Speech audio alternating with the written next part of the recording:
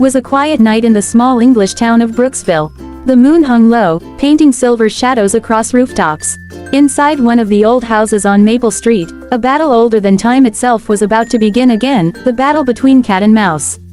In this house lived a sleek black cat named Shadow, known for his razor-sharp eyes, fast reflexes, and ego bigger than the entire neighborhood. And hidden somewhere under the floorboards lived Milo, a clever little mouse with more brains than fear. For years, Shadow had tried everything to catch Milo, from ambushing the kitchen to setting traps made of yarn and boxes. But Milo was always one step ahead. He wasn't just fast, he was strategic. Tonight, though, Shadow had a new plan. The clock struck midnight, the wind outside howled softly through the chimney. Shadow's eyes glowed in the dark as he crouched near the kitchen counter, his tail swaying with deadly patience. He whispered to himself, "This time, Milo won't get away. I've learned every trick he's got." On the counter, a piece of golden cheese sat perfectly under a small metal cage, bait. Milo, peeking from his mouse hole, sniffed the air. His tiny whiskers twitched. "Cheese, aged cheddar, my favorite," he murmured, eyes sparkling. But then he noticed the cage. Ah, classic Shadow setup. How unoriginal. He smirked and crawled back inside his hole, pulling out a small spool of thread, a pebble, and a matchstick. Time to teach that cat a little lesson in innovation. Within minutes, Milo constructed a clever counter trap. He tied the thread to the cheese, balanced the pebble on the counter's edge, and hid behind a toaster. When he tugged the thread, the cheese moved, just enough to attract Shadow's attention. Shadow's eyes widened. "The bait is moving. Gotcha now." He pounced with all his might. Crash! The cage fell, but on Shadow's paw. The cheese rolled harmlessly away. From the shadows, Milo laughed.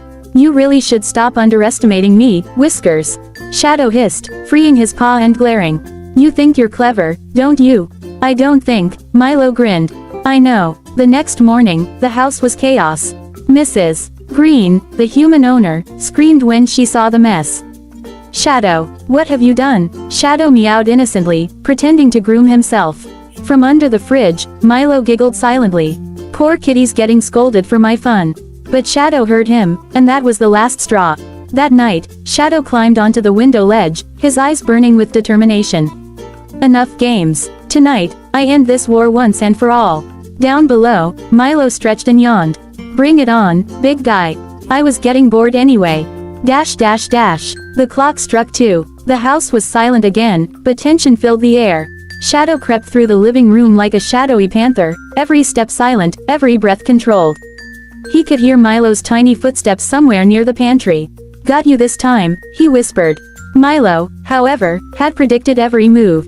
He had built small tunnels connecting the kitchen to the living room, allowing him to appear and disappear at will. Suddenly, Shadow leapt onto the table, but Milo darted out of a cereal box and ran across the floor. Shadow lunged. Milo jumped onto a spoon, which catapulted him right onto a shelf. He grabbed a cookie crumb and waved it like a trophy. "Missed again. Keep mocking me, rodent," Shadow growled, climbing up the shelf. But Milo had already set up a trap, a loose jar of flour. As soon as Shadow reached the top, whoosh, the jar fell, exploding in a white cloud. Shadow was now a fluffy white ghost of flour. Milo laughed so hard he nearly fell off. "Nice new look, Snowball," Shadow roared. "You'll regret that." By sunrise, Milo had retreated to his mouse hole, sipping a drop of honey from an old spoon. He was proud, but also tired. "That cat's getting smarter," he admitted to himself. His timing's better now. He glanced around at his tiny underground home, filled with stolen buttons, bottle caps, and cheese crumbs. Everything he had, he earned through wit. But brains always beat claws, he said proudly. Just then, something blocked the light at his tunnel's entrance. "Shadow, did you miss me?" the cat said, grinning with sharp teeth. Milo froze. "How did you?" "Followed your scent. You should have used perfume." In a flash, Shadow swiped his paw into the hole. Milo dodged narrowly, darting through the back tunnel. Shadow's claws scraped the wood, missing him by an inch. The chase began again. Through the kitchen, across the counters, into the living room, they dashed like lightning. Dishes shattered, plants toppled, and the sofa flipped. Milo ran across the piano keys, the sound echoing dramatically. Shadow jumped right after him, tail flying, eyes locked on the tiny figure ahead. Milo slid under a rug, then jumped out the other side, pushing a rolling toy car toward Shadow. The cat slipped, crashing into a pile of magazines. Score.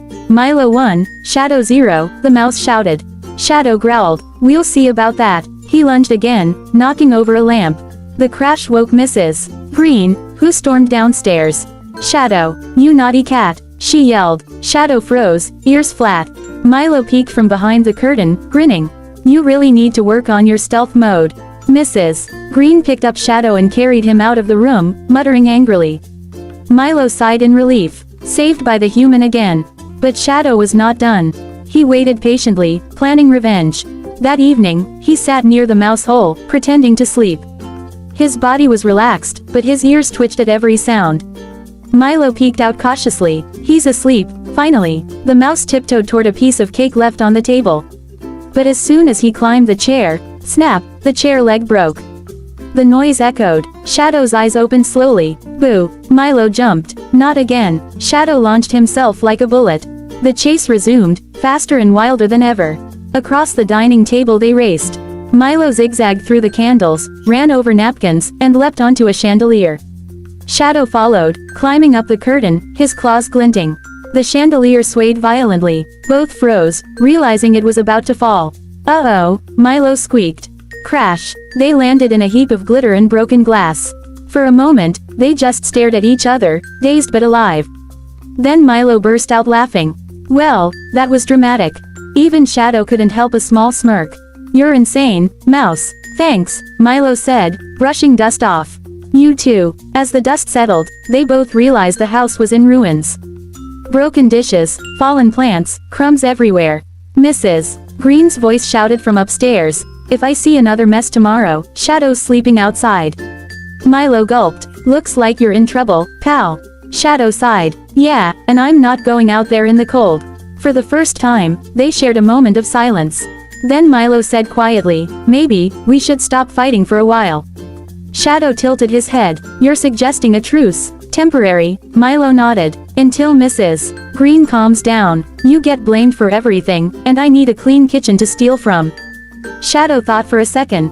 Fine, but once she forgives me, I'm back to hunting you. Milo grinned. Fair enough. Over the next few days, the most unexpected thing happened. Cat and mouse worked together. Milo helped Shadow avoid trouble, showing him how to quietly sneak around without breaking things. Shadow, in return, guarded Milo's hole from other cats in the neighborhood. One night, they even shared food. Shadow got the milk, Milo the crumbs. Strange world, Milo said, sipping from a tiny cap. Tell me about it, Shadow replied, licking his paw.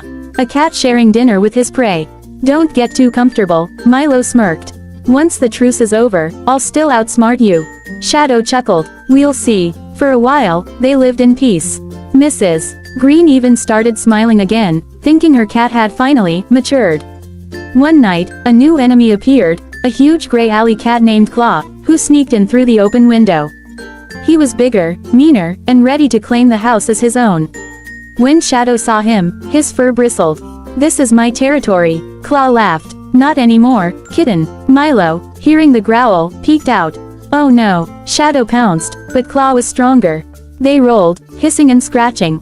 The noise shook the whole room. Milo watched helplessly, until he remembered something. He dashed to the counter, grabbed a wooden spoon, and banged it against a pot. The noise startled Claw. Hey, ugly whiskers, Milo yelled. Over here. Claw turned toward the noise, and Shadow seized the moment. With one swift move, he pushed Claw backward, right out the open window. The gray cat landed in a puddle outside and ran away, yowling in defeat.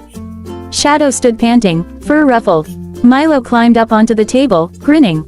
Well done, partner. Shadow smiled tiredly. You're not so bad for a pest.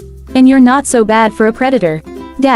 From that day on, the war ended, not because one had won, but because they both realized something. They weren't enemies anymore. They were survivors of the same house, partners in mischief, and maybe, friends. Milo still teased Shadow every now and then, stealing crumbs and making jokes. Shadow still pretended to chase him sometimes, just to keep up appearances. But deep down, they knew the truth, they respected each other. Every night, before sleeping, Shadow would glance at the small mouse hole and say softly, "Good night, little troublemaker." And from inside, Milo would reply, "Good night, big furball." The house finally found peace. And though the world might never understand it, in that small home on Maple Street, a cat and a mouse had learned to fight, and to forgive.